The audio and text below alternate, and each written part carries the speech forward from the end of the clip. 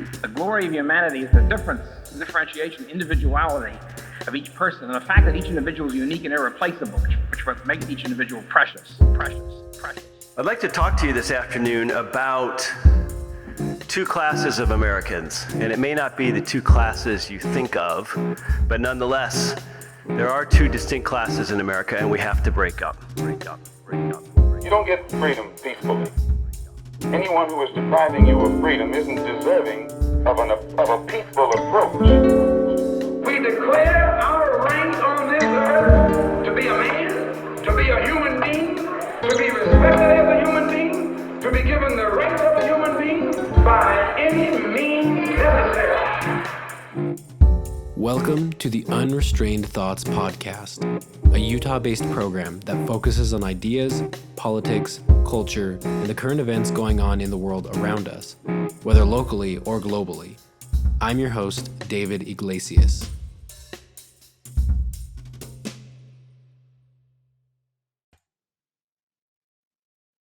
What's happening, everybody? This is David Iglesias. Welcome back to another episode of the Unrestrained Thoughts Podcast. Today, I'm here with a very special guest, the great Scott Horton. I'm really excited for everybody to get to hear from him and get to experience all of the knowledge that he's got to share and his insight on everything. So, Scott, I don't think I can go through all of the titles you have. What are the many titles and things that you oversee? What are the projects that you work on? I'm the director of the Libertarian Institute. I'm the editorial director of antiwar.com. I'm the host of the Scott Horton Show, which is a podcast, and Anti-War Radio, which is a radio show on KPFK 90.7 FM in Los Angeles. And I'm the author of Fool's Errand, Time to End the War in Afghanistan, and Enough Already, Time to End the War on Terrorism. And I'm working on a new one right now about a mini book about the background to the Russia-Ukraine conflict, which in fact, you can read. The rough draft of it essentially is my speech at antiwar.com/Scott. And there's the video of a 2-hour speech I gave to a group of libertarians in Utah, and also the text. It's overly long, 1,800 words, 18,000 words, I meant to say, sorry. That sounds more accurate. Essentially explaining the background to the current conflict. So yeah, actually that was, I don't know if you remember, I'm from Utah, so I was in that group. That was, oh right. Yeah, I'm actually the one who's doing the I need a Guard spreadsheet stuff. of dudes I know because I do a lot of traveling. I meet a lot of guys. It's hard to remember who's from which state. Right. I mean, I know you, but I don't know from where. Right. Yeah. We've only met like twice. You're totally fine. So yeah, I was there. I'm the one doing the Defend the Guard stuff here for Utah. So. Oh yeah. No, now I'm sorry, man. I got you, Justin. You're good. I absolutely know who you are again now. I needed you to jog my memory there, but I'm so sorry about that, dude. Yes, of course. You're good. It's actually David, but you're totally fine, dude. Don't even worry about it. Yeah. And listen, this is only like the 5th interview I've done today, so that's my other excuse. Yeah, no, all right, go ahead. I totally get it. So I hope everyone goes and listens to that if they haven't already. I'll provide a link to the whole video and everything. In fact, I'm gonna probably just tell everyone that if they haven't seen it, because I want to go over some of the Russia-Ukraine stuff with you, but I would rather get like current up-to-date stuff rather than have you try to go over the whole context, because people should have a resource to go do that. But I wanted to start off to, because most of the people I talk to and who I know are watching my podcast, most of them aren't quite, as savvy when it comes to foreign policy, and they don't really understand like what all is going on. They just know that like, oh, hey, I heard there's a war, or like it's trending now and like everyone's talking about it. But I was hoping that maybe we could start off, if you could kind of help people understand like, what is this whole thing about? Like, what is U.S. foreign policy, and like, what even does that entail, and why is it so important that people, have somewhat of an understanding of it? Yeah. All right. Well, that's great, man. Nice broad question. I can think of a few different angles to go here. Okay. I guess it's like this, man. Essentially, it's the junior high school version of the history of the 20th century, is the underlying kind of narrative of the American superpower now.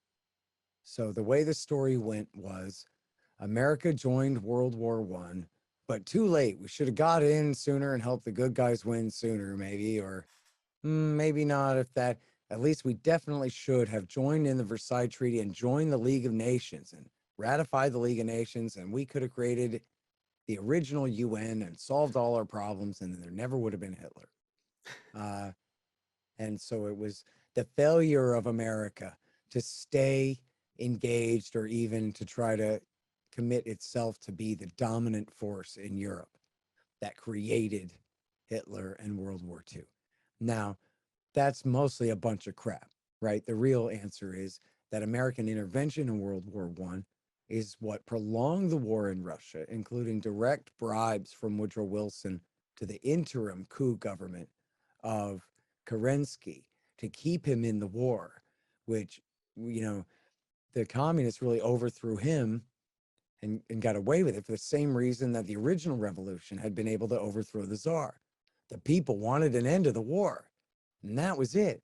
And not only were they angry because the soldiers were still in the war, but then the Kerensky government didn't have any soldiers to protect it. When Lenin and Trotsky on their fourth try, the original revolution was in March, Lenin and Trotsky on their fourth try were able to overthrow Kerensky and create Soviet communism starting in October of 1917.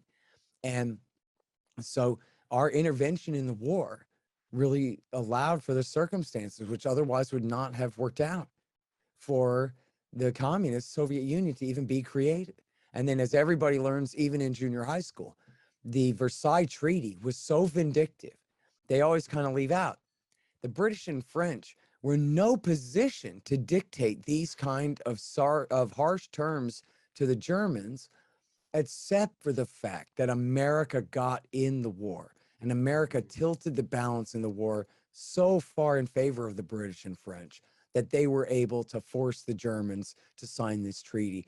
And it really is an important footnote of history here that Woodrow Wilson, this just, like the most kind of megalomaniacal, I always pronounce that wrong, megalomaniacal, self-regarding kind of a pompous ass in probably world history. He said, listen, I don't want to shake hands with the filthy, evil, yucky German militarists who are responsible for the war, right? The German military and the right wing in party that had backed them, Bismarck and the whole kind of regime there. And, or the Kaiser, I mean to say, Wilhelm. And so instead, Wilson said, I will only accept surrender from the Democrats. The few people in the very small liberal left in the country who were not really communists, but liberals who were opposed to the war. And he made them accept sign the surrender. Well, then guess what? Hitler began every speech he ever gave on his rise to power, denouncing, quote, the traitors of 1918. Those men, the liberal Democrats, who Wilson had forced to sign the surrender for a war that they had not been responsible for, instead of making the generals and all them sign it. So Hitler was able to say, we were stabbed in the back by the Jews and the liberals and the leftists who gave everything away to the British and the French. Otherwise, we would have won. And by the way, Germans were literally still on French soil when they surrendered. So there was enough of a narrative there to say, oh, see, we were betrayed by the weak, wimpy, left-wing liberals, especially the Jews, as Hitler claimed, into accepting this defeat, when in fact the military surrendered. The German military had lost the war, and because of American intervention. But anyway, I'm saying that was the founding myth of Nazism, was this stab in the back. And it was true that they stripped all these territories from Germany, all their outlying territories. And then Hitler's rise and the Nazi Party's rise was essentially based on the idea of vengeance, and that we are going to reclaim our lost territories and all the dignity that these people stole from us and all of that. And that's why it's common, cliche that World War II was the second half of World War I, just 20-year delay while everybody rearmed and then went back to war again, kind of a thing, And so, in other words, if Woodrow Wilson had just minded his own business and stayed out of Europe like George Washington demanded, then there would have been a stalemate. Wilson's slogan was peace without victory. In other words, we Americans are so democratic and high-minded. We're invading Europe, but only to liberate it and bring peace and stop the war. We're not conquering France, conquering Germany, repopulating it with our people, whatever. We have no intention of doing that, right? So he called it peace without victory. But wait a minute. They had a total stalemate. At the time America got involved, the damn thing was over. Everyone was out of boots and out of rifles and out of ammo and out of a willingness to fight anymore. They had peace without victory already. Yeah. And Wilson came and ruined that and tilted the balance so far for the British and the French and the communists that then that led to the rise of the Nazis and World War II. Then they said that the lesson of World War II was that, you see, we have to stay the dominant power in Europe, and we have to be the dominant power in Asia, and we have to be the dominant power on the planet. Otherwise, all hell will break loose. Now, they called it the end of colonialism, right? But what it really was America taking over and creating sort of a neo-imperialism in place of the colonialism of our old allies. So in other words, to be very cold about it, America got 2/3 of the world and the communists got 1/3. The communists got the Soviet Union and China, and America got the rest. And there's the so-called non-aligned movement and all that, but those are all states with no power. But when it came to power and influence, America inherited the British and the French and the German and the Dutch empires all came under American sway. And the same thing for the Japanese empire in the East. And America rose as truly, look, we're the only industrial power involved in World War II that was untouched by the war. The entire industrial capacity of all of Europe from at least the border of Spain and France, all the way to Moscow was burnt to the ground, all of it. And, Britain was bombed from the air pretty bad anyway. And so America, and of course, Japan was absolutely burnt to the ground by the American air war there before the nukes ever even started dropping.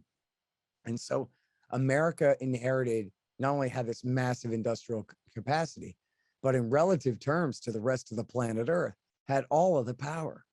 And so thus the permanent American world empire was born. Now, to be sure, it was the project of what we call, from that time, the liberal Eastern establishment, right? So they were not all hardcore right-wing nationalists and militarists, these people. It was basically the Rockefellers and a bunch of snooty types from Harvard or whatever. FDR and Truman Democrats. And then very business-like Republicans, like the Rockefeller men in the Eisenhower administration that came after Truman. And so the architects of the policy very much built in, one, anti-communism, but two, the same kind of British pretension of a benevolent empire that America here, you hear this all the time, especially now. You can tell how false it is for how many adjectives they use to compound in a row to try to make you believe in that it's the liberal, international, rules-based international order or something like that, right? What that means is you do what America says, or we'll pull our Star Destroyers into orbit and blast you to hell. And that's essentially the way it goes. There is a world law. We write it. The UN headquarters is in New York. It acts essentially as a fig leaf for the American empire. We're not going to, there's a League of Nations, such as it is, whatever, the EU in Brussels over there. But the dominant power is America's NATO military alliance and the United Nations, which is dominated by America, Britain, and France, with, the Germans riding shotgun along with that. And of course, the Russians and the Chinese still have veto power as permanent members of the UN Security Council. UN Security Council is basically the victors of World War II, and plus Germany, the major loser of World War II. And then there are other, rotating members of the UN Security Council, but it's, us, Britain, France, China, and Russia are the 5 permanent members. And so there's a little bit of opposition in there, but essentially, look, the UN Charter at its core, it has a bunch of crap in it. And there are those who from the beginning saw it as a constitution for an embryonic world government eventually, which I'm 100,000% opposed to. But if you just boil the thing down all the way, it's really a promise. It's a mutual pledge by virtually every nation state on the planet not to attack each other. It essentially outlaws war. It says you cannot invade a country. You cannot move your country's border into somebody else's territory through war, or it's against the law. Only the UN Security Council can authorize an aggressive war. And the idea is, well, they would never do that unless they absolutely had to or something, right? Right. But then the idea, though, is that if any country does change their borders and break that law, well, who's going to enforce that law? There is no real world government to enforce it. So who is the world government? The world government is the United States of America, our army, our CIA. They're the ones who rule the world. Our Pentagon, I shouldn't just say army, but our military force and our CIA and our Treasury Department, they are the world government. And, with the baby blue flag flying as, a little bit of camouflage, a little bit of multilateralism, and a little bit of, public relations, Right. or what is essentially the same old great power politics. And, the Americans, they do what they can. They break the law all the time. And that's the problem with what's going on here is that, again, if you boil down the UN Charter just to its bare bones, forget every other thing, but just the part about nobody attack each other. Everybody try to resolve everything through negotiation, either through the UN or not, but you're not allowed to attack each other. And what if that was the law? And what if America said, and if you do, we have a firm agreement with the other members on the UN Security Council. We will authorize the US Army to go and push that force back out again. I'm not saying I would be for that. I'm not saying I would be for that. Right. But I am saying if that was really what they did, then that would be really what they did. Right. People would see that for what it is. But that's not what they do, right? What they do is they break the law all the time. Just like your deputy sheriff who gets away with shooting some lady right in the head. And he goes, oh, well, I was scared because she moved her hand near her waistband. And so, man, I can do whatever I want. Right. And people see that, oh, I get it. The law enforcement are not subject to the law at all, which is funny because that's supposedly what law means, right? That's what they mean at the very basic bare bones of the Anglo-American tradition is that we have what they call a rule of law, not of men, not the will of men who decide things, but the law as determined by representatives voting through their fair process and ratified by judges who refuse to overturn it and all these kinds of things. The rule of law, not of men. But what do we got?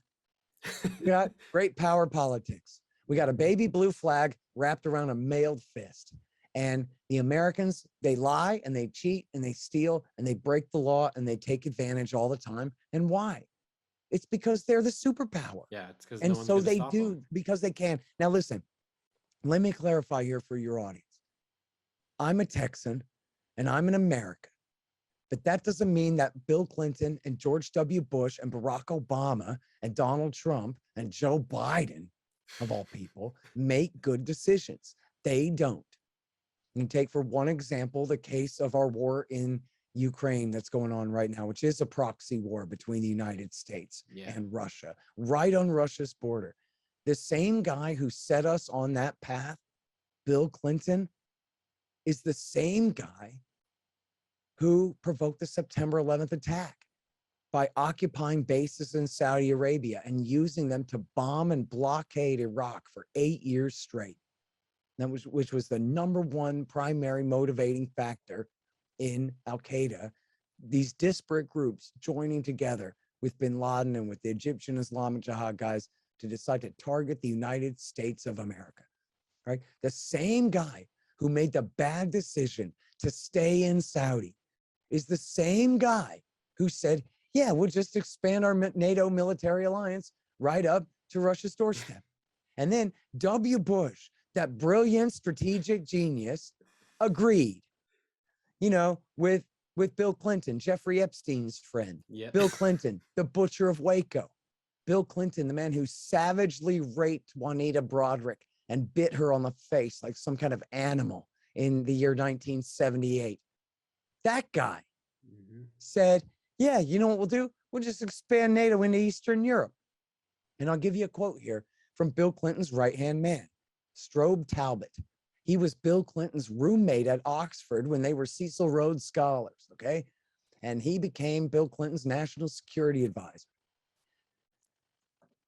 Yeah, it was Anthony Lake Anthony Lake was national security advisor. I forgot, I'm sorry, the exact, maybe he was deputy secretary of state or something, Talbot. Forgive me for that. I need to look up his exact title. But anyway, Talbot, I think, was a little bit reluctant at first, but then became the leading proponent of NATO expansion into the former Soviet-dominated Eastern Europe in the Bill Clinton administration. Now, before the current conflict, when you're a Putin apologist, talking point reciter, if you know anything or talk at all about the context of this, before that kind of current moral panic, just a couple of years ago, 2018, 4 years ago now, a New York Times reporter went and met with Strobe Talbot. And he said to Strobe Talbot, he goes, listen, obviously our relationship with Russia's gone to hell. I'm paraphrasing here, but this is clearly the context of the conversation. Our relationship with Russia's gone to hell. And a big part of it is your project, Strobe, NATO expansion. And you said it would be fine. And you said the Russians wouldn't mind because it's not directed at them. And so why would they mind if we bring their immediate neighbors into our military lines? Now we've got this horrible ongoing war in the Donbass in eastern Ukraine and the threat of a real war there. What the hell, Strobe Talbot? What do you think, man? I mean, he's nice about it, but I think Talbot let him into his home to ask him these questions. And Talbot says, listen, it's kind of a wordy, weird way to say it, but I want to paraphrase it as accurately as I can for you here so that you understand the way he thinks and what he's trying to convey here. He says, there is a principle by which all men in these positions of power must act. And if they don't, then they won't be in those positions of power very long. And that is, we do what we can in our own interest.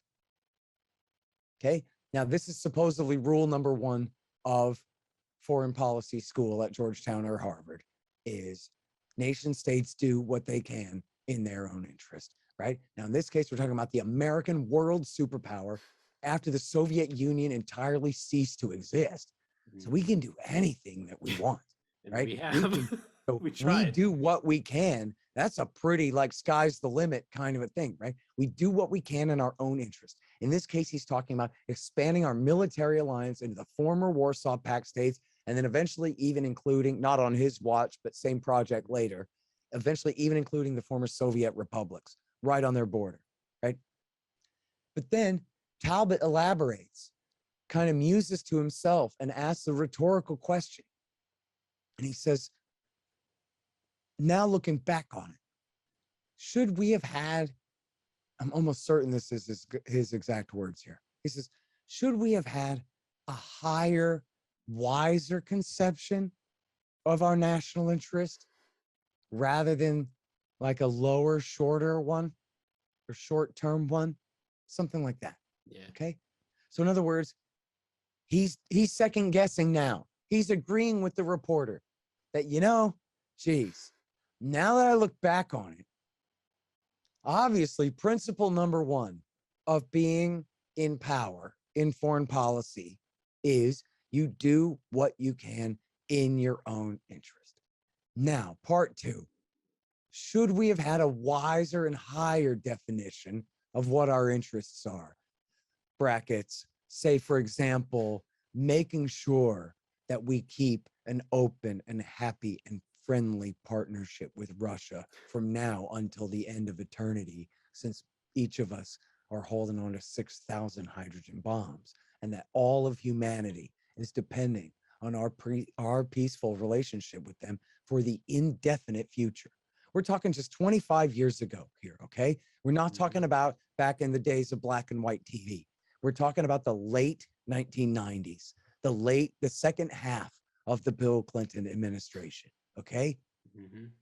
And he's saying, should we have had a higher, wiser conception of our national interest, like keeping a friendly relationship with Russia no matter what, compared to, say, a more narrow interest, such as he could have been implying in brackets there, collecting Polish votes in Illinois for our friendly politicians, or maybe collecting Lockheed dollars for our reelection campaigns from the fighter jet salesman, because that was what was considered America's interest then.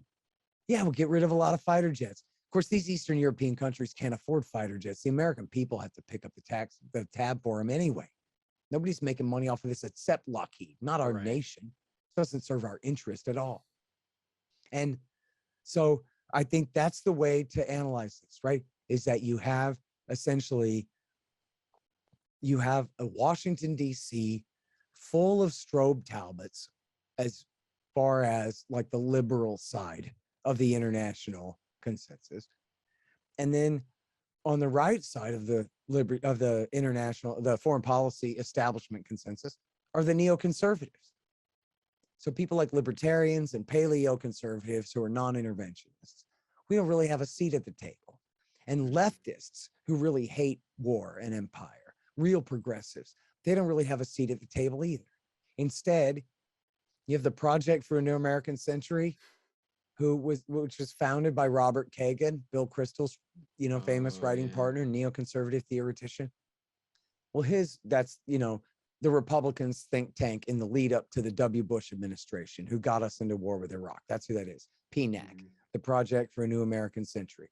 Well, Robert Kagan's wife is the CEO right now, or she was. Now she's in the State Department, but she was working for the Democrats, and she is the chair of, or the CEO of CNAS, the Center for a New American Security. Instead of the Project for a New American Century, it's the Center for a New American Security. And they're the think tank that sends all the militarists to back up the liberal Democrats. And the as they call the Overton window, right? The distance in the views of these neoliberals and neoconservatives is about this far. And it's war all the time. It's just war all the time. If you look at the way W. Bush got into Iraq, well, Joe Biden was the chair of the Foreign Relations Committee in the Senate at the time. Yeah, and he was like a huge reason for why that went through, right? That's exactly right. So now imagine, W. Bush, here he is, just absolutely buffaloing the American people into this war, trying to make them believe that Saddam Hussein still has these active chemical weapons programs. When the last time he had chemical weapons programs was when his father and Ronald Reagan were paying for him to buy chemical weapons from the Europeans and build the factories to make his own way back in the 1980s, before Iraq War I in 1991. And the government knew that. They were lying. They knew that. They were lying. And they were saying that he's got an alliance with Osama. As Bush said, imagine September 11th, only this time armed with weapons of mass destruction. Because now Saddam is going to give Osama germ weapons and chemical weapons and even nuclear weapons to use against us. And I can say that worked, because I was a child during that time, and I didn't know anything about what was going on. But I do remember the context, kind of like when I look through my life, I remember war and terrorism always being something that I heard all the time. And I specifically remember thinking, I didn't know who they were, but like you said, this idea of Osama and Saddam. Yeah, I spaced on the name. Those two I had in my mind. Oh yeah, they're allies, they're buddies, they're both turban wearing bomb throwers. And I was a kid, I didn't know anything. Well, but it got into my brain as a child. Yeah, but that's perfect, right? The point that you were a kid and all that, that's perfect, because essentially what you're talking about, right, is You weren't like reading information. Oh. You were under an impression. But see, that is an absolute fair approximation of the rest of society too. The rest of society wasn't reading information either. You know, I don't know about your folks, but the people in your neighborhood, they just like you were going off of their impression from TV. Everybody seems to agree that this is what's true. Mm-hmm. And that was the same impression that you were getting from them. It was totally a hoax. Now, who knew better? Joe Biden. He was the chair of the Foreign Relations Committee. He knew everything about Iraq's weapons of mass destruction and their programs and what they had and what they didn't have anymore. And Saddam Hussein's son-in-law, he spilled his whole guts about how he destroyed every last bit of it back in 91. And all of these things. He knew all that. Now imagine, here's W. Bush coming up with this cockamamie story to lie us into, to lie us into this war. And the upper house is controlled by the opposition party. But the chair of the Foreign Relations Committee is Joe Biden. And he's George W. Bush's co-conspirator, number one handmaiden, partner in crime, in lying us into that war. Instead of protecting us, instead of playing his actual job as the partisan leader. In fact, there was, when Bush took office, he had a majority in the Senate of one. And then I forgot what happened to one of them, but then the other one was a guy named Jeffers who switched parties to the Democrats because he said, Bush and Cheney, man, I'm afraid of them having total control. I want to have the opposition party. And he was sort of a rhino liberal Republican from the Northeast anyway. And so he went ahead and switched to the Democrats for the very purpose of exactly how the Constitution is designed to work. So that, not that, you know, parties were envisioned in the very first place, but it quickly became a de facto part of our constitutional system, is that we vote usually almost always within 2 or 4 years for the opposition party from the president to rule the Congress. You know what I mean? It's an extra check and balance by the American people trying to do that. So that was the reason that this guy switched his vote to be a Democrat, was to give the opposition party the ability to check W. Bush. And then what do we get? We get Joe Biden and John Kerry and Hillary Clinton and Dick Gephardt and these just absolute scum. Well, the 99% that Daschle and Gephardt both voted for it too. Absolutely, Biden and Kerry and Hillary did, and led and you know, helped the Republicans. Of course, the Republicans in the Senate were unanimous at the time, and those Democrats helped them carry it, even though they had the majority in the Senate at the time. And I forgot what my original point was. It might have just been about how much I hate Joe Biden, but I don't think that was the question. Well, I mean, we've been talking about foreign policy and kind of helping people wrap their heads around what it is. So, yeah, so that's right. I guess I was on a tangent on the war, but what I was trying to say there was about the bipartisan war party, right? You have the corruption of the military-industrial complex. You also just have the corruption of egos and imperial hubris. And look at all this power. You know, it's like the divine right of kings, right? They're like, look, if Jesus didn't want me to be the king, then how could I be the king? Obviously, he wanted me to have this power to tell you what to do, or I wouldn't have it, would I? It's this kind of thing. That's kind of how they are, right? It's their role to save humanity all the time. No matter what happens, it's never their fault. America could never be the aggressive, even as a self-declared hegemon of the world, can never be a fight that we instigated. We're always not just Superman, but Christopher Reeve as Superman, right? Like the most Boy Scout, innocent, you know, a version of America going to save a cat out of a tree or this kind of thing. But it's just not true, right? It's just, that's not what it is. And if you remove all of the good and bad, think about all of the morality plays, all of the tales that they tell us. It's like we're watching not even a Hollywood blockbuster, but like it's like we're watching the movie of the week that's probably from before your time. And back in the 1980s, they have the movie of the week. And it's just some cheap morality play. The good guy versus the bad guy. That's all it is. But how come America is at war all the time and has killed something or gotten killed something like 2 million people in the last 20 years? tears up any treaty that they don't want to obey anymore, not just with the Indians, but with anybody in the world that we ever deal with, and then change our mind and break the law for our friends like the Israelis. Whenever we feel like, oh, you want to steal the Golan Heights? Fine. We recognize that as official territory. Rules don't apply. Oh, for Morocco to sign a deal with Israel, we have to give them a piece of Western Sahara that they stole. Fine. No problem. Rules broken. Red light ran by the cop. He just turns on his lights just to run the light, and then he turns it back off again and goes on his way. You know, they do whatever they want.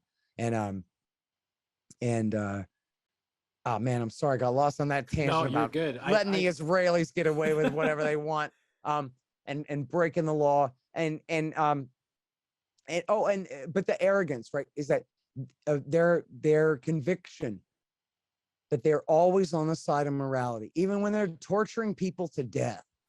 Oh, we're doing it to save somebody from bombing your city. You know, there's some kind of Rube Goldberg type contraption of a rationalization for why everything is always everybody's fault but theirs. Take Hillary Clinton, for example. Hillary Clinton is defeated by Barack Obama for being such a horrible war hawk. That was how she lost the primary. She was bad on Iraq. Obama hadn't been there, so he hadn't had the opportunity to be bad on it. So and that was the issue. Otherwise, it was hers to lose for sure that year in 08. So Obama, though, he doesn't want to have her as John McCain's partner, his enemy in the Senate. So he brings her closer, his enemy. He brings her closer, but oops, now he's made her Secretary of State, right?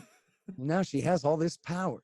Now, does she learn the lesson that, man, everybody hates me for being such a war hawk all the time? Maybe I should chill out.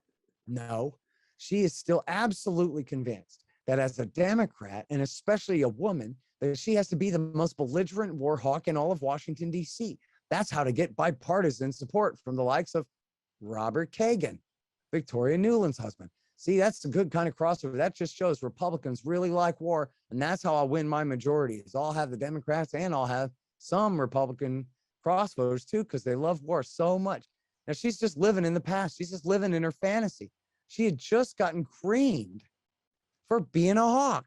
She couldn't learn. So she comes into power. Putin is like semi-retired, cooling his heels as prime minister, obeying the constitution of Russia as prime minister in the Duma.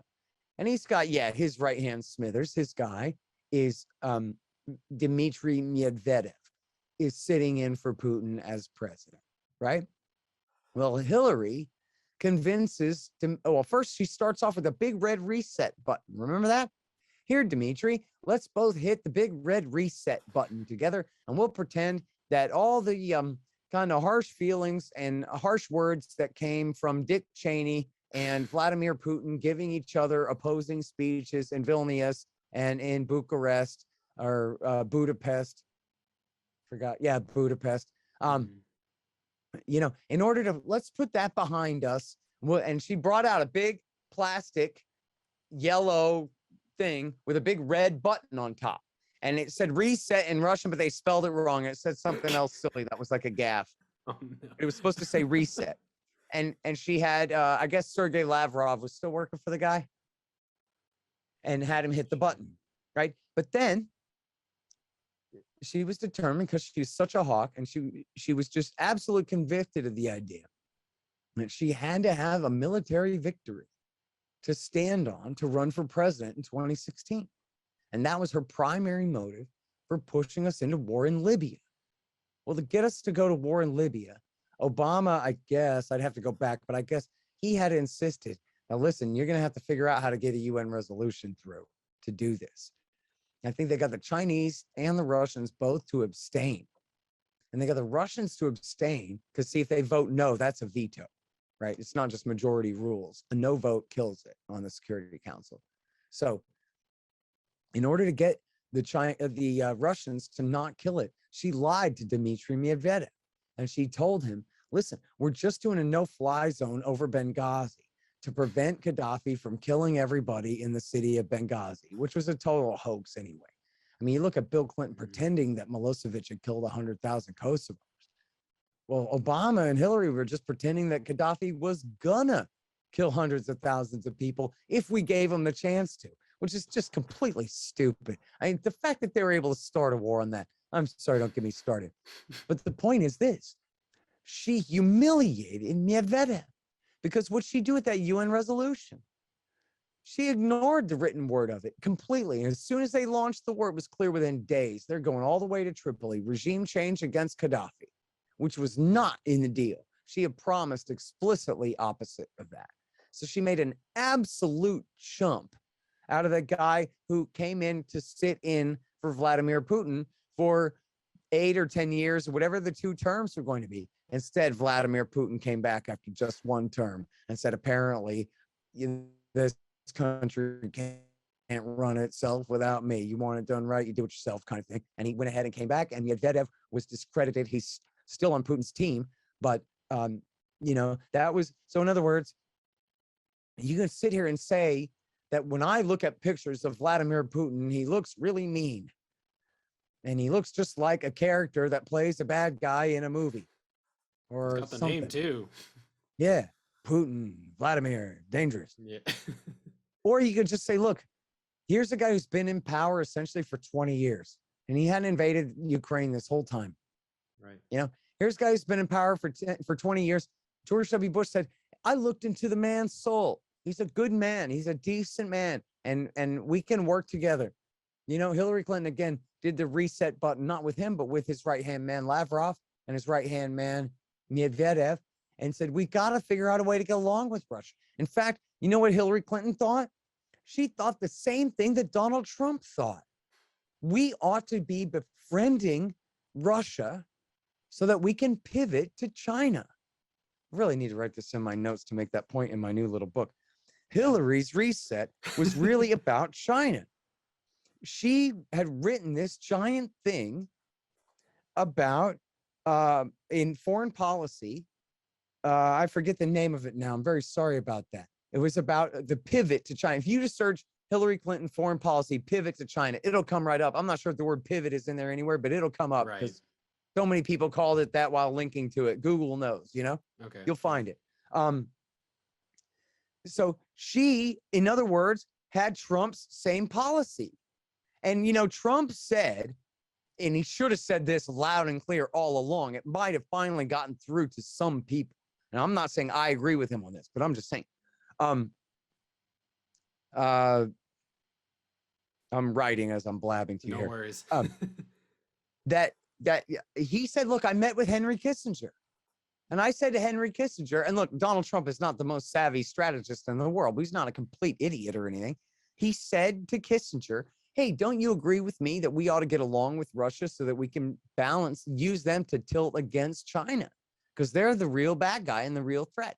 And according to Donald Trump, and then Henry Kissinger told me, you're so smart, Donald Trump, because that's exactly what I think too. Now, I have to tell you, I just assume that that's true. There's no reason to doubt that account whatsoever, that Trump thought that and that Henry Kissinger agreed with him. Now, Henry Kissinger is the guy who, working for Richard Nixon, split China away from the Soviet Union, because at that time, the Soviet Union was the powerful one, but we could split away their weaker friend to tilt against them, which was considered by all to be this brilliant move. Well, now China's the more powerful one. So now you have the same guy who agrees with, keep up now, audience, who agrees with Hillary Clinton and Donald Trump that, yes, we should be tilting towards our Russian European partners in order to try to hem in the Chinese.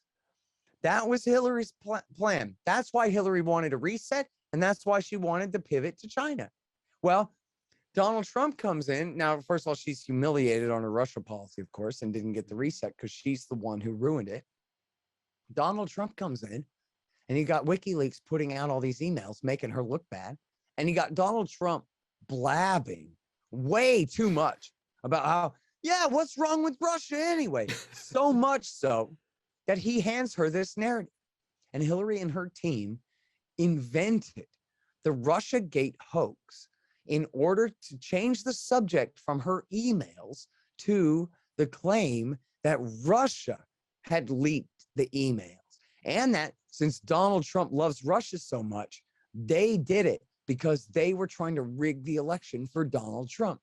Now, that was the original seed of the lie. Well, no, that's not true. Papadopoulos was set up even before that. But it was once they knew this was coming, they essentially framed the Donald Trump campaign and essentially just trumped up a bunch of meaningless little anecdotes into big conspiracy theory stories about all these people who are involved in the campaign. And that's where Russiagate came from, was really just dirty tricks by Hillary Clinton, essentially. And that was used then, as the FBI said, if we can't get rid of Donald Trump, we can at least use this scandal to rein him in. That was their words to CNN, to prevent him from making peace with Russia, from getting along with Russia. And, I know that people are so emotional about this. There's a terrible war that's going on right now. And people are being killed. And things are so black and white, good guys and bad guys, and all of these kinds of things, But if you really just zoom out, pretend that you're just a Brazilian looking at this thing from a totally third person point of view about what's going on here. You can see that there's this concerted agenda inside the American military industrial complex to keep this Cold War and the Cold War with China both going for their own ends. And, I'll refer you also to Donald Trump's impeachment. Why was he impeached? He was impeached for temporarily holding up an arms deal to Ukraine because he was trying to pressure them into reopening a criminal investigation into Joe Biden's son's gas company, or the gas company that had hired Joe Biden's son, for a cool $1 million a year, $85,000 a month, $1 million a year, which he spent all on crack and whores, cheating on his wife and dead brother's widow, by the way, this scumbag, Hunter Biden, who knows not the first thing about natural gas, not even CH4, or the first nothing about it at all. Doesn't even speak the language, does he? No, of course not. He got the job because, as Putin correctly said, Ukraine is a colony of the United States of America, and its regime in Kiev is a sock puppet of the United States. So now, during Trump's impeachment, he wasn't really obstructing justice, right? Like, he was obstructing injustice. He was trying to get justice restarted again, or get, and in fact, some of these investigations into Burisma were actually still ongoing at the time anyway. Although I think none of them ever came to full fruition for various political reasons, obviously. Anyway, the point I'm trying to get to, though, is in Donald Trump's impeachment trial in the House, let's see, I forget if it's the Senate hearings or not. Either way, whatever. The testimony by Alexander Vindman, I think it's to the House. Maybe it was a joint committee when they did their investigation. I forgot. It was a real sham of a trial, the way they held it. But Vindman gets up there, and he's a Ukrainian national who somehow has been made a colonel in the American army. And we know, because they admitted it, that John Brennan, the same guy who framed up Trump on Russiagate in the first place, is the one who established this guy, sent this guy essentially as his agent inside the National Security Council, as well as Eric Ciaramella, who was the original so-called whistleblower on the pretended corrupt phone call here that they used to impeach him. It was a little bit corrupt, but the idea that they're going to impeach him, the idea that low-level staffers on the National Security Council have the right to rat on the president of the United States for his foreign policy is just absolutely crazy. They were there serving as agents of the former CIA director, John Brennan, is what they were doing there. But anyway, to find something, anything on Trump, that's why they were there. But here's the point. Vindman complains to the Congress. These aren't exact words, but I'm close, okay? He says, essentially, America has a Ukraine policy. Again, this is a Ukrainian national. America has a Ukraine and a Russia policy. This has all been decided by the interagency. And then Donald Trump is trying to change that policy, which he has no right to do. How dare he, when we know what we're doing and we think that he's under the influence of Russia and all this, even though Russiagate had already been long debunked by then. They just pretend it hadn't. Now, here's the thing. What the hell is the interagency? Yeah. And who made them the boss of the president of the United States? If you try to define it, the best you can come up with is it's an informal or even formal meeting of the deputy directors, right? The cabinet members, right-hand men, come together. The deputy secretary of state, the deputy director of national intelligence, the deputy defense secretary. And they come and sit down and try to come to a consensus. The way it tends to work is when they don't agree, they take it to the cabinet, to the principals, the national security advisor. And if it's not altogether clear, they take it to the president and let the president call the final shot. He breaks the tie when his staff argue, right? But they work for him. He is the commander in chief of the armed forces, but he is the chief executive of all government departments other than the Congress and something like the Congressional Budget Office or something that's directly subordinate to them, or the U.S. Marshal's Office that works for the courts. When it comes to the executive branch of the federal government of the United States, he's the boss. Foreign policy toward Russia or Ukraine is whatever he changes it to. And the fact that people 3 and 4 and 5 and 6 ranks below him are saying to the Congress under oath with full indignation, I'm a colonel. Who the hell does the president of the United States think he is, overturning my foreign policy? Me and my deputy assistants in the interagency that doesn't even really exist. That's not an agency at all. It's just a meeting of members of different agencies, for God's sake. Mm-hmm. And he really thought that. And that was the consensus in the White House. And when the Congress and the House and or Senate members, whatever, sitting there heard that, they all said, yeah, exactly. Who the hell does Donald Trump think he is to have a different Ukraine policy than the one that his interagency dictates to him? We saw the same thing in Syria. Donald Trump tried to pull our troops out of Syria 3 different times in 2018, 19, and 20. And the Pentagon just said, no, screw you, man. You know, James Mattis resigned over it. Trump backed down anyway, kept him in there anyway, backed down all 3 times. And I don't know exactly how they blackmailed him. I do know that Rex Tillerson and James Mattis told Bob Woodward that they had a policy. It was called, do we cuss on here? I won't. Scaring the S out of the president. And the policy, this is how you do it. Scaring the S out of the president. Here's how you do it. You tell him, quote, you'll look weak like Obama, end quote. And every time they said that to him, he'd click his heels and come to attention and do whatever his inferiors ordered him to do. And that's how they just ruled him like a puppet on a string. When they couldn't completely control him, they come up with a fake treason plot to rein him in and to limit his choices. And by the way, the Russia policy has blown up so badly now. You read the New York Times, they're saying Biden wants to immediately turn around and suck up to the Ayatollah Khamenei in Iran, to Maduro and the commies in Venezuela, and to China in order to try to split China away from Russia. Well, that ship has sailed, man. America's been declaring Cold War against Russia and China both. Now they're allies. Now you picked a worse fight with one, and you think you can split away the other? Too late. Yeah. America healed that Sino-Soviet, Sino-Russian split that Kissinger had so deftly exploited 50 years ago.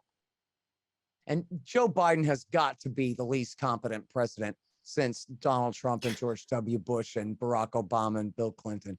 I mean, these guys are just, they are just the worst. And back to the whole thing about why your people ought to be able to hear this from me, is that even just those names, Bill Clinton, W. Bush, Barack Obama, Donald Trump, Joe Biden, every one of those names is absolutely synonymous with incompetence. with, Bill Clinton and Obama were the two who actually were interested in reading books, and they were still absolutely horrible on everything. Bill Clinton killed 500,000 people, caused September 11th.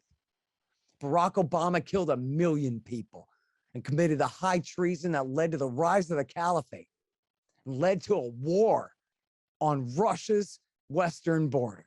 No, and he installed that the we're involved neo-Nazis, in to right? this day. And Joe Biden, my friends, Joe Biden was sitting shotgun the whole time as a senator under Bill Clinton, as a senator under W. Bush, as vice president under Barack Obama, where we know for a fact that he was intimately involved in the 2014 coup in Ukraine that led to the current war.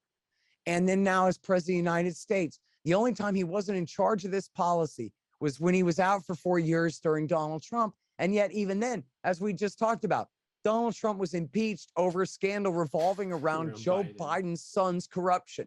God. The most blatant kind of presidential corruption that you could think of. Makes Teapot Dome look like it was supposed to be that way. It's just completely bananas. The fact that, I used to say to myself more in good humor that I can't believe Donald Trump is the president of the United States right now. Yeah. I with the just absolute pit of depth of despair in my gut, say to you the same right now. I just cannot believe that Joe Biden is the president of the United States. We are in such danger from these people. And because of that hubris, because they can never just admit that they screwed up. Right. I screwed up lots of things. I don't know. Can't think of any. But if you told me one that I really did, I'd admit it. I don't care. Mm-hmm. Hit me. I don't care, dude. Yeah. But these people, they can never admit that they're wrong. They can never admit that they're wrong. Joe Biden can't say, geez, I championed NATO expansion this whole time, including the Baltic states, including bringing Ukraine in. I accused Donald Trump of not arming. I did a coup in 2014 under Obama. I accused Donald Trump of never sending enough weapons to Ukraine while he was sending weapons to Ukraine. Now I'm president. The New York Times, I swear to you, in December said America under Biden is sending all these weapons in Ukraine, but they are, quote, the amount is, quote, carefully calibrated, not to provoke a Russian attack, but only enough to deter a Russian attack. Yeah? Well, how do you like that calibration now? Here we are just a couple of months later, thousands dead. All those weapons that they sent in did not deter a Russian attack. They determined a Russian attack. Mm-hmm. Carefully calibrated. Joe Biden and his absolutely incompetent men. And that's the best spin on it. And frankly, I think now they've made themselves very clear.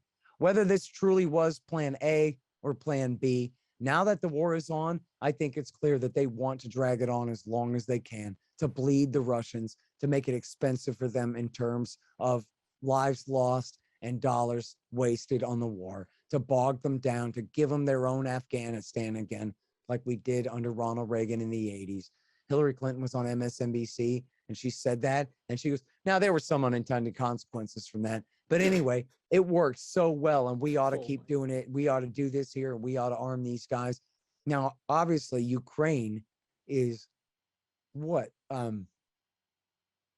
like 2,000 miles from Afghanistan? That's like 3,000 miles west of Afghanistan. On the other side of Turkmenistan and the Caspian Sea and the whole Caucasus range there, Dagestan and Chechnya, then Ukraine from Afghanistan. Hillary Clinton wants to bring that chaos. 1 million Afghans died in the Russian war in the 80s that Jimmy Carter attempted to deliberately provoke and exploit, and that Ronald Reagan exploited and backed the Mujahideen against the Soviets to try to drag that war out. And I spent the last 10 years, especially, giving speeches since I wrote these books, explaining to people that bin Laden saw that, lived through that, got shot 3 times and lived through that. And he said, this is what we want to do to the Americans. We want to drag the Americans into a war in Afghanistan so we can bog them down and bleed them to bankruptcy the same way they helped us do to the Russians back in the 1980s, right? And I always said, kind of as a parenthesis, because it's not really the point of my speech, but it is important. Now, what a sicko this guy is. Doesn't Osama bin Laden know that the Russians killed 1 million people? 1 million people in their war in Afghanistan in the 1980s. But this Saudi thinks that 1 million Pashtuns, the price is worth it, as Madeleine Albright would say. Let Allah sort them out. If they're all good Muslims, they'll go to heaven, right? Who cares? And it's for Osama bin Laden to decide for them, to lure the American superpower into their trap. Now, I don't know if 1 million Afghans died, but more than 500,000 did. Absolutely hundreds and hundreds and hundreds of thousands of people in Afghanistan were killed in America's war there over the last 20 years. And then what? We got bogged down and bled to bankruptcy and forced out the long way and the hard way, just like in his plan. Now the Americans, after 20 years of that and being humiliated and forced out of Afghanistan just this last September, 1/2 a year ago from the time we're recording this now, 1/2 a year ago, they got beaten by the Taliban and forced to retreat with their tail between their legs. And Hillary Clinton says, a couple of unintended consequences, no big deal. Let's do that again. Let's do that again. Never mind the other 1 million people, the other, 1.5 million people killed in Iraq and Libya and Syria and Yemen and, Iraq War II and III, and in Yemen and all this catastrophe and all the terrorist war, the 3,000 killed, her constituents as New Yorkers killed on September 11th, and all the rest of this crisis. Hell, she was first lady for a month and a day before the first World Trade Center attack. A month and a week before the first World Trade Center attack in 1993. Her husband kept backing the terrorists the whole damn time throughout the 1990s. And this whole terror war long, she voted for all of Bush's wars as a senator. She rode shotgun and insisted on all of Obama's wars, including doubling the Afghan war in his massive surge, tripling the Afghan war in his massive surge that she also insisted on Libya, insisted on Syria. Did the regime change in Yemen, the coup that led to the current war there. This woman has been a direct participant, just like Joe Biden, in every bit of this policy for the last 30 years. And I swear to you, she on MSNBC, she goes, now there were some unintended consequences from that. But anyway, here's the thing. We got to do this again in Ukraine. Now 2,000, 3,000 miles west of Afghanistan. We're going to arm up essentially a neo-Nazi fronted Mujahideen, stay behind program to bleed the Russians. And it's just absolutely insane. And think about right now, for anyone listening to this, even if you don't like me and you don't like a single thing I said this whole time, but somehow you got this far, turn on TV and see if you can find a single expert on a single channel demanding that America negotiate with Russia to achieve a ceasefire immediately. And tell me if you see that anywhere. Tell me if you see anywhere but me on Fox Business Channel last night saying if Antony Blinken won't go to Geneva to negotiate a ceasefire with Sergei Lavrov, then he should resign.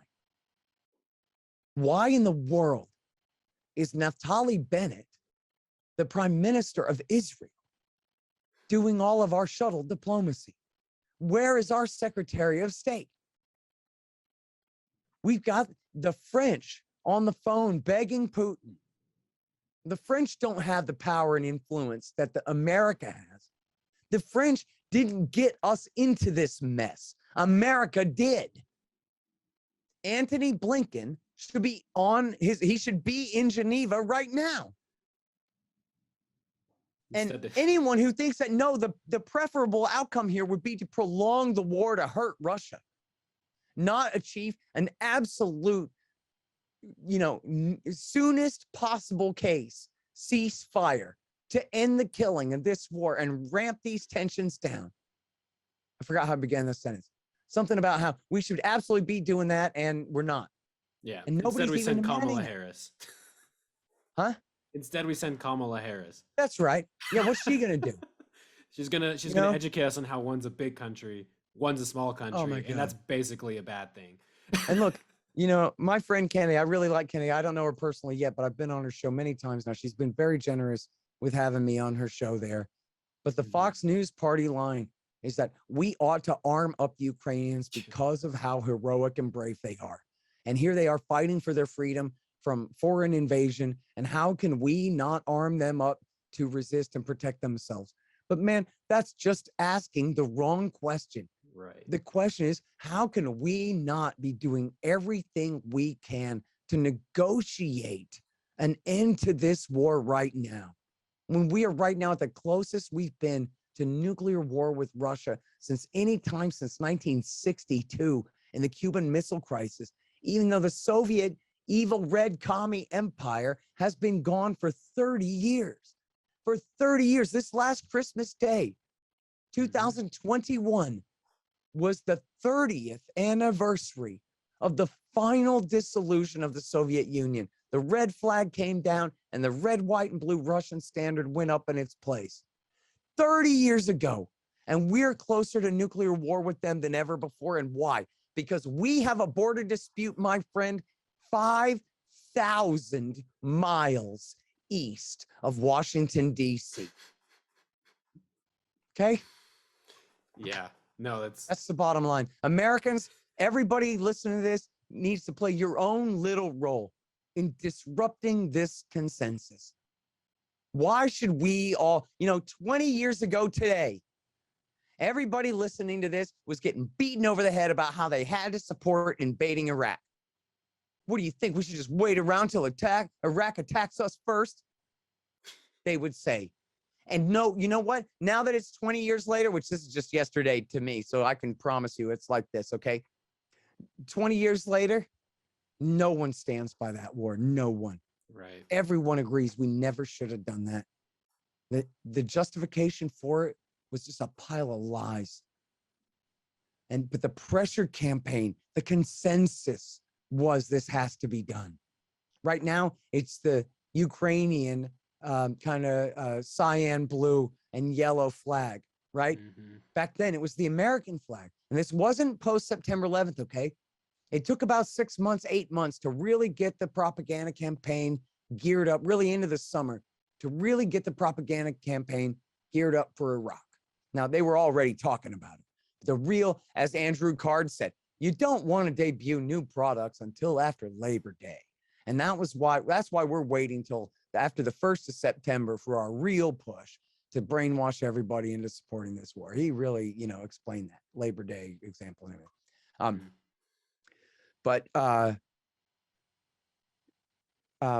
Shit, I'm so sorry. I forgot my train of thought there, man. Damn it. Where's I going with that? Anyway, all right, I'll just get back to just wrap it up this way. Yeah. Everybody knows now that the whole thing was a hoax. That if they believed in it then, they shouldn't have. They should regret it. Too few people ever said sorry for getting it so wrong, for calling their neighbors and their friends and their family traitors for getting it right. It was an ugly time. And there are families that absolutely broke up over the Iraq war, over Bush's torture. Now, 20 years later, nobody stands by that war. Everybody knows that they should have been, if they won't admit it to themselves all the way out loud in English like this, they know they should have been brave enough to think for themselves and to know better, to be more skeptical, to know better. That if Bill Clinton and W. Bush and Joe Biden agree we have to do this, that's how we know it's wrong. We should not be doing this. Well, here we are. And by the way, Bill Clinton and W. Bush and Joe Biden all agree on our Eastern European policy right now. Yeah. George W. Bush absolutely stands with Joe Biden and stands with Ukraine and all these things. He's the guy who got us, these guys all together got us into this mess. And what it takes is just a little bit of bravery, dude. To say, look, this is a bunch of crap. Somebody's going to say you're pro-Putin. I mean, if you're not actually pro-Putin and they don't actually have your number when they say that, then that's pretty stupid. Yeah. So who cares? It's easy enough for me to tell you. I'm from Travis County, Texas, USA.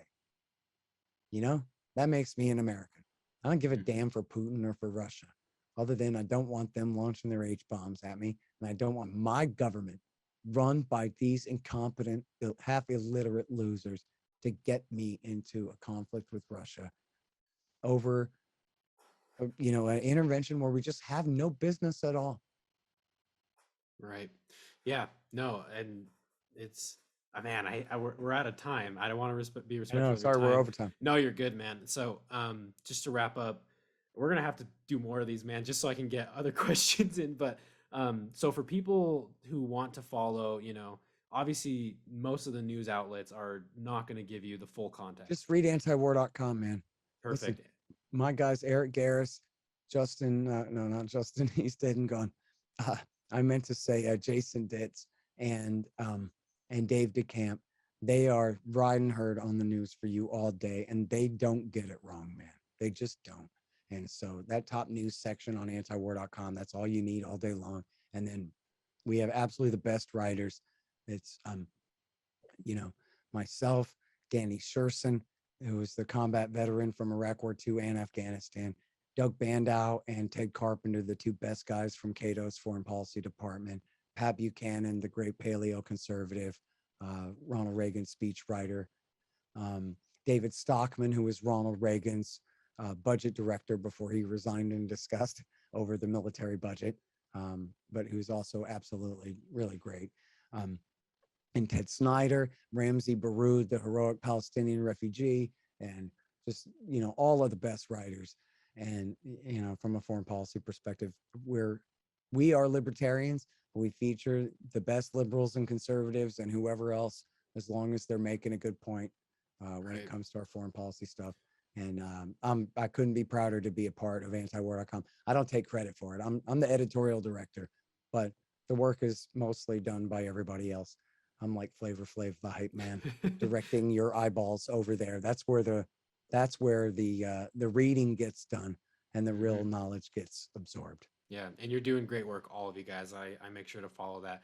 The other things I'd suggest everyone are those 2 books behind you, Fool's Errand and Enough Already, for anybody who wants to get the broader context and picture of what's happening and everything. So, Scott, where can people follow you personally on social media and wherever else you do your stuff? Well, yeah, my show's at scotthorton.org and at youtube.com/Scott Horton Show, and it's on Stitcher and Spotify and all those other things.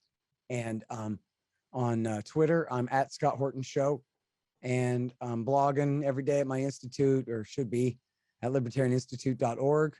And yeah, check out the books, and you'll be caught up on the Middle East at least. Awesome. Well, Scott, thank you so much for your time. I appreciate it. We're gonna have to do this again because, again, I need people to be hearing more from you. So, thank you everybody for listening, and huge thanks to Scott. And please go follow Scott's work. So, thank you guys. Have a good night. Appreciate it, man. Yep.